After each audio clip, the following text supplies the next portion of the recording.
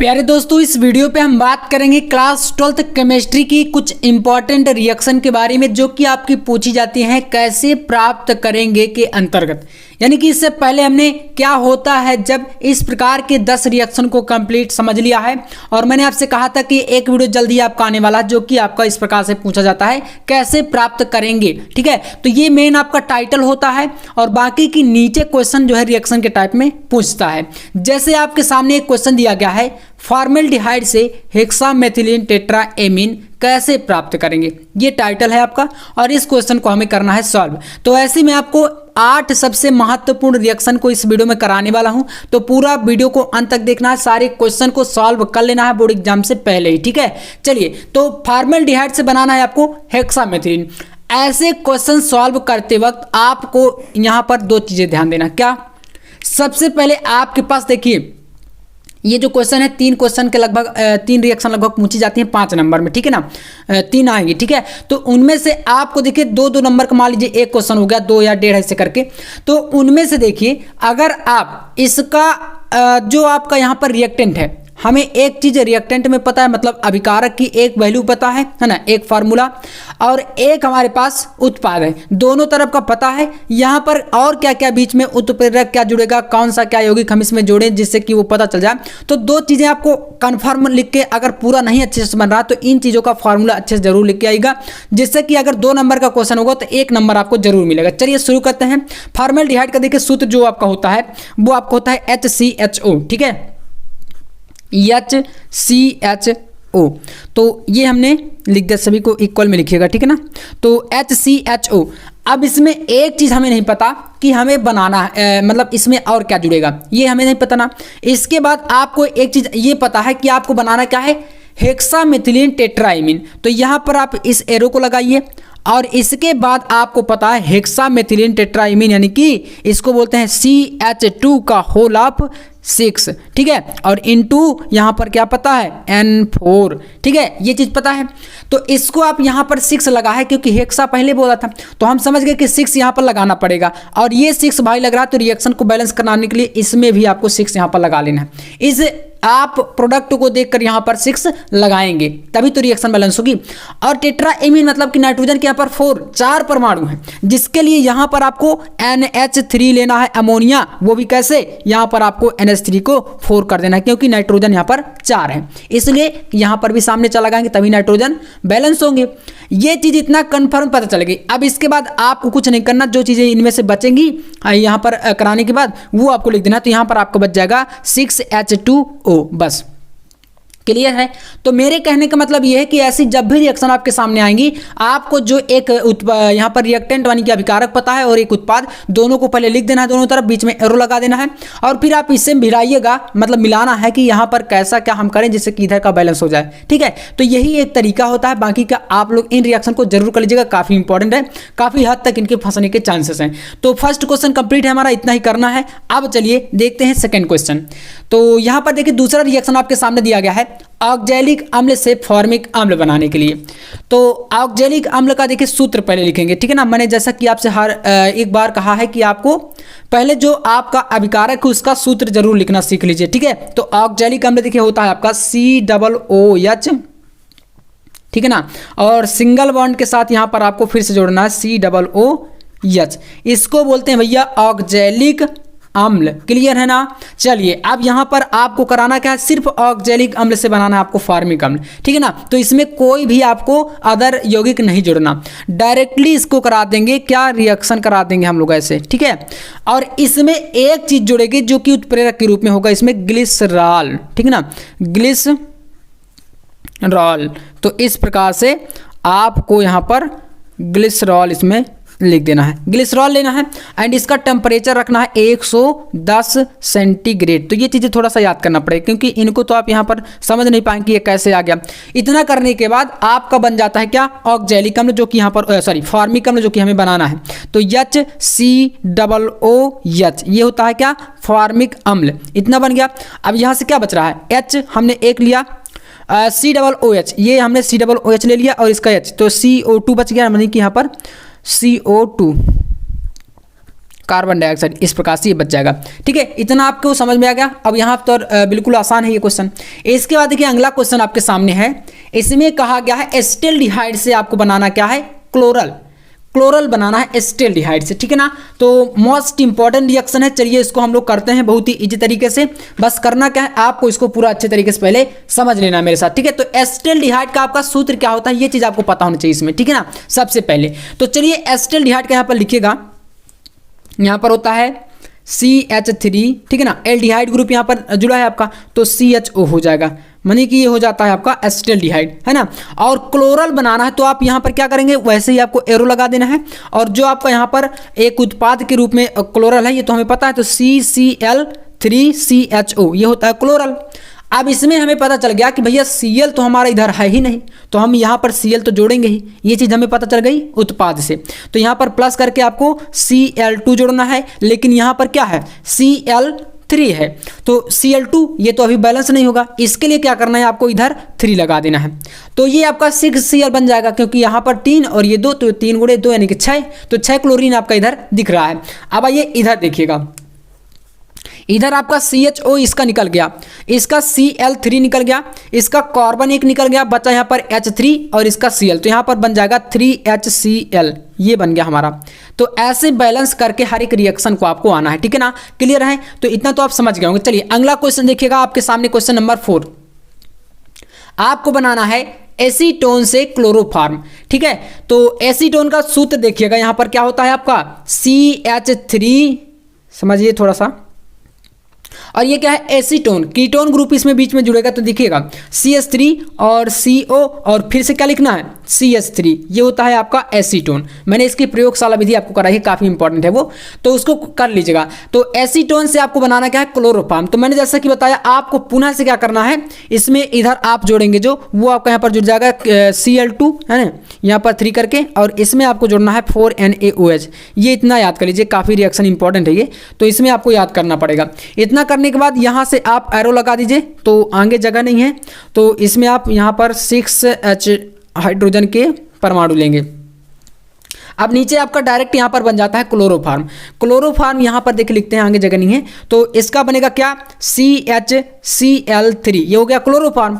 और क्या बचेगा, तो यहाँ पर बचेगा CHCOONA, ठीक है, ये बच जाएगा, प्लस आपका 3 Na आपका यहाँ पर एक ले लिया हम, तो ये यहाँ पर 4 है, तो यहाँ पर 3Na, है ना, 3Na एंड यहाँ पर क्या हो गया Cl, और प्लस यहाँ पर 3H2O। इस प्रकार से रिएक्शन आपकी बैलेंस हो जाएगी। एक बार इसको पुनः से मिला लीजिएगा, क्योंकि रिएक्शन यहाँ पर आपकी कैसे, देखिए ऑक्सीजन का एक ये हो गया, यहाँ पर 4 ये लगा, तो यहाँ पर 4 1 एंड 5, तो 2 इधर के हो गए और 3 इधर के हो गए, हाँ 4 ऑक्सीजन भी है, तो बैलेंस है। ठीक है, तो इस प्रकार से इसको कर लेना है। ये आपकी चौथी काफ़ी महत्वपूर्ण रिएक्शन। देखिए इसमें यही फंसाता है ऐसे ही, तो ये काफ़ी सारे स्टूडेंट को कठिन लगता है, और थोड़ा दिमाग तो लगाना पड़ेगा, कठिन तो है ही, इतना तो ईजी है नहीं, तो इसलिए इनको जरूर करके जाइएगा। ठीक है ना, काफ़ी महत्वपूर्ण है। चलिए तो अब हम करते हैं क्वेश्चन नंबर 5 को। देखिए बेंजीन से एनिलीन आपको बनाना है, बेंजीन से यहाँ पर भैया बनाना है आपको एनिलीन। तो बेंजीन का सूत्र क्या होता है C6H6, ये होता है बेंजीन। अब यहाँ से आपको क्या पता है एनिलीन बनाना है, तो यहाँ पर एरो करके आप लिखेंगे C6H5NH2, ये होता है हमारा एनिलीन। प्रोडक्ट पता है और एक अभिकारक पता है, बीच का आपका क्या जुड़ेगा वो हमें नहीं पता। तो अब चलिए बीच में थोड़ा सा ध्यान दीजिएगा, इसमें क्या जुड़ेगा। देखिए इधर तो आपको कुछ भी नहीं जोड़ना, यहाँ पर सिर्फ आपको लेना है एक चीज, जो कि आपको लेना पड़ेगा क्या, हमें डायरेक्टली देखिए बेंजीन से एनिलीन बनाना है। तो ये स्टेप इतना टफ है कि डायरेक्ट देखिए पहली बात तो होगा नहीं, है ना, बीच में और कुछ स्टेप इसके होंगे। इसके लिए आपको यहाँ पर करना क्या है, एरो लगाने के बाद एक बार यहाँ से 2 स्टेप में कंप्लीट होगी। ठीक है, यहाँ पर आपको पहले लेना है HNO3, ठीक है ना, और टेम्परेचर इसका रखना है 50 डिग्री सेंटीग्रेड। इतना रखेंगे तो यहाँ से बनेगा C6H5NO2, यानी कि नाइट्रोबेंजीन बनेगा। और फिर इसके आगे ये एरो लगेगा, तो यहाँ से आपको पुनः से क्या लेना है 6 हाइड्रोजन यहाँ पर लेना है, ठीक है ना, उत्प्रेरक के रूप में। तब ये डायरेक्ट आपका एनिलीन बन जाता है, तो आप इसको नाम दे सकते हैं एनिलीन।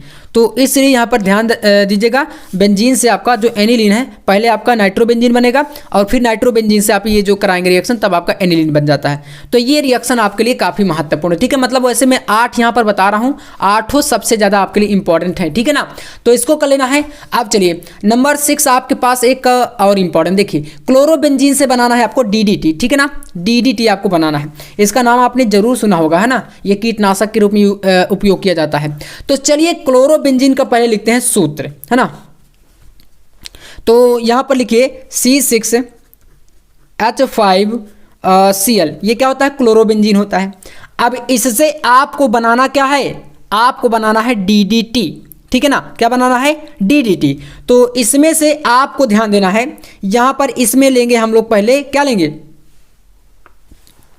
इसमें आपको यहाँ पर क्लोरोबेंजीन जोड़े और इसी में आपको यहाँ पर लेना है आपका क्लोरल, ठीक है। क्लोरल लेना पड़ेगा, यानी कि CCl3 एंड CHO, क्लोरल लेंगे और फिर इसके बाद आप डायरेक्ट क्या करेंगे, इसको करा देंगे रिएक्शन। तो इसके देखिए जो आपका यहाँ पर ये क्लोरोबेंजीन है, इसके 2 अणु लेना है, कितने, 2 अणु।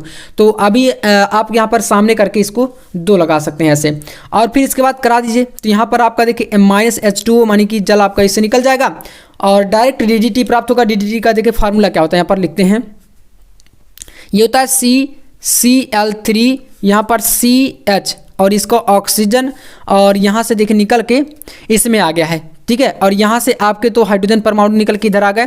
तो अब यहाँ पर ये आपका जल तो अलग हो गया, इसमें एक श्रृंखला में इधर और एक श्रृंखला में इधर, यहाँ पर देखिए क्या जुड़ेगा, यहाँ पर आपका इसके 2 अणु हमने यहाँ पर सामने इसीलिए 2 लगाया था। तो एक आपका C6H4, ठीक है ना, C6H4Cl, तो ये यहाँ पर जुड़ गया और एक यहाँ पर C6H4Cl ये जुड़ गया। इसी को बोलते हैं DDT, ठीक है ना, DDT। इसका फुल फॉर्म होता है डाइक्लोरो डाइफेनेट डाइक्लोरोएथेन, ठीक है। तो कीटनाशक के रूप में यूज किया जाता है, इसको याद कर लीजिएगा। अगला देखिए, तो अब आपका यहाँ पर देखिए आता है क्वेश्चन नंबर 7। इसमें बताया गया है कि आपको बेंजोइक अम्ल से बेंजल्डिहाइड बनाना है। क्या बनाना है, बेंजोइक अम्ल से आपको बनाना है बेंजल्डिहाइड, ठीक है। तो काफी महत्वपूर्ण है। यहाँ पर सबसे पहले आपको इसका फिर से फार्मूला लिखना पड़ेगा। तो यहाँ पर लिखते हैं, चलिए बेंजोइक एसिड, देखिए इसका होता है बेंजीन ग्रुप है ना यहाँ पर, तो C6H5। बेंजोइक एसिड में आपका यहाँ पर क्या होता है, देखिए इसमें आपको ओइक अम्ल यानी कि COOH, ये आपका क्रियात्मक समूह इसमें जुड़ेगा। तो ये हो गया बेंजोइक एसिड। अब यहाँ से आपको डायरेक्ट करा देना इसका रिएक्शन। तो किसकी उपस्थिति में होगा, PCl5 यानी कि फास्फोरस पेंटाक्लोराइड, ठीक है। और 500 डिग्री सेल्सियस पर गर्म करना है। जैसे ही इसको गर्म करेंगे तो डायरेक्ट आपका यहाँ पर क्या बनेगा, पहली बात एक स्टेप में आपका बन जाएगा यहाँ पर C6H5 और इसका आपका यहाँ पर देखिए COOH, ये आपका यहाँ पर इसमें CO जुड़ेगा और इसका OH जो है यहाँ से निकल करके इसमें, हाँ। तो यहाँ पर देखिए थोड़ा सा रिएक्शन है, टफ है, तो इसको याद रखना है। देखिए इसमें क्या करना है, हमने पहले यहाँ पर लिया क्या, बेंजोइक अम्ल, और बेंजोइक अम्ल में हमने PCl5 से रिएक्शन कराई। तो यहाँ पर इसका जो Cl5 है यानी क्लोरीन के 5 अणु जो हैं, यहाँ से आपके इसके साथ जो है 2 अणु जुड़ जाते हैं, यानी कि 1 अणु लगभग। और इसके बाद पुनः से अगला स्टेप आता है, ठीक है, अगला स्टेप। तो नेक्स्ट स्टेप यहाँ पर आपको कराना है H2O की उपस्थिति में हाइड्रोजन की, ठीक है। और यहाँ पर आपका जो इसका उत्प्रेरक रहेगा वो होगा यहाँ पर जाइलिन, उबलती जाइलिन, आपने सुना होगा, उबलती जाइलिन की उपस्थिति में कराना है। तो ये जब इसका स्टेप अगला कराएंगे तो उबलती जाइलिन की उपस्थिति में यहाँ पर आपका आएगा C6H5CHO और यही होता है बेंजल्डिहाइड, ठीक है। तो 1 2 3 तीसरे स्टेप में आपको प्राप्त हो जाएगा। तो यार ये रिएक्शन मैं इसीलिए लेके आया हूँ, काफ़ी इंपॉर्टेंट है, काफ़ी ज़्यादा महत्वपूर्ण कह सकते हैं और काफ़ी थोड़ा सा हार्ड भी है, क्योंकि अगर मैं आपको चाहूँ तो इजी एक एक लाइन की करा देता, लेकिन यार बोर्ड एग्जाम के लिए जो इंपॉर्टेंट है वही आपको करना है, ठीक है। तो इनको जरूर कर लीजिएगा। इसके बाद देखिए नंबर 8, फिनॉल से आपको बनाना है क्या, एनिलीन। तो फिनॉल का हम चाहे तो संरचना बना सकते हैं या तो सूत्र लिख दीजिए। तो जैसे कि आप अगर चाहें तो संरचना बनाएंगे यहाँ पर, तो एक पहले बेंजीन आपको ऐसे बनाना है, ठीक है ना, इस प्रकार से। ये क्या होता है आपका, एक बेंजीन होता है ऐसे। अब यहाँ पर OH ग्रुप आप जोड़ देंगे तो यह हो जाता है फिनॉल, और यहाँ पर आपको एनिलीन बना तो मतलब कि यहाँ पर अमोनिया लेना पड़ेगा, ठीक है ना। और बस करा दीजिए रिएक्शन 300 डिग्री सेल्सियस पर। तो यहाँ पर एक पुनः से बेंजीन आपको इस प्रकार से बनाना पड़ेगा ऐसे, ठीक है, ये बेंजीन हो गया। और यहाँ पर NH2 आपको जोड़ देना है, NH2, तो ये हो गया आपका एनिलीन। प्लस यहाँ पर क्या बचेगा, तो H2O यानी कि जल अलग हो जाएगा। तो ये हमारा क्या बन गया इधर, ये आपका एनिलीन है, ठीक है ना, यही हमें बनाना था। तो ऐसे करके अब इसका अगर आप चाहें तो रिएक्शन फार्मूलेट से करा दीजिए। जैसे कि फार्मूला लिखेंगे तो यहाँ पर C6H5OH ये होता है आपका फिनॉल, और यहाँ पर फिर आपका NH2 ये जुड़ेगा यहाँ पर ऐसे 300 डिग्री सेल्सियस पर, और यहाँ से आपका बन जाएगा C6H5 और यहाँ पर आपका जुड़ जाएगा NH2 और प्लस आपका H2O। तो आप चाहें तो इस टाइप से करा सकते हैं या तो आप इस टाइप से, दोनों सही हैं, दोनों आपके लिए बेस्ट हैं, ठीक है ना। तो कैसे भी करा के आपको कराना है। तो ये 8 रिएक्शन मैंने पूरा करा दिया है, 8 को तैयार करके बोर्ड एग्जाम में जाना। तो ये हो गया कैसे प्राप्त करेंगे के अंतर्गत, और क्या होता है जब इस पर वीडियो आपको मैं डाल चुका हूँ, IUPAC का भी वीडियो डाल दिया है। बाकी के जो बचे हुए टॉपिक और भी हैं उनका भी मैं आपको प्रोवाइड करा दूंगा जल्द ही। तो चैनल पर नए हैं तो सब्सक्राइब जरूर कर लीजिएगा, वीडियो को लाइक कर देना है ताकि आने वाले जो वीडियो हैं आपसे एक भी वीडियो मिस नहीं होना चाहिए अब, क्योंकि हमारे पास टाइम बिल्कुल नहीं है। और हाँ, रही बात आपकी नेमिंग रिएक्शन, देखिए आपके वो भी आते हैं, तो नेमिंग रिएक्शन का एक वीडियो जल्द ही आपका आने वाला है जिस पर मैं 10 रिएक्शन आपको तुरंत करा दूंगा, ठीक है। तो वीडियो को लाइक जरूर करिएगा। मिलते हैं नेक्स्ट वीडियो में नेक्स्ट टॉपिक के साथ, तब तक के लिए जय हिंद, वंदे मातरम।